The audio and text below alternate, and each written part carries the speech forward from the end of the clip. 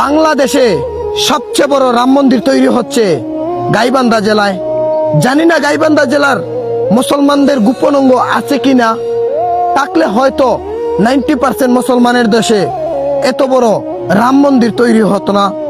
যেই দেশে শেখ মুজিবুরের সবগুলা মূর্তি ভেঙে চারকার করে দিল মুসলমান, সেই দেশেই মুসলমানের চোখের সামনে এত বড় রাম মন্দির নির্মাণ হচ্ছে। গাইবান্ধা জেলার মুসলমানদের যদি সত্যি গোপন অঙ্গ থাকে, তাহলে এই রাম মন্দিরকে ভেঙে দেখাও।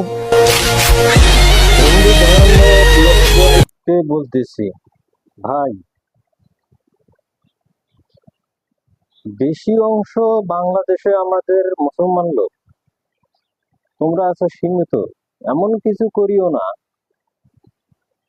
যে তোমরা মুসলমানের সাথে ব্যাঘাত ঘটাও। তোমরা যেভাবে আছো ওইভাবেই থাকো।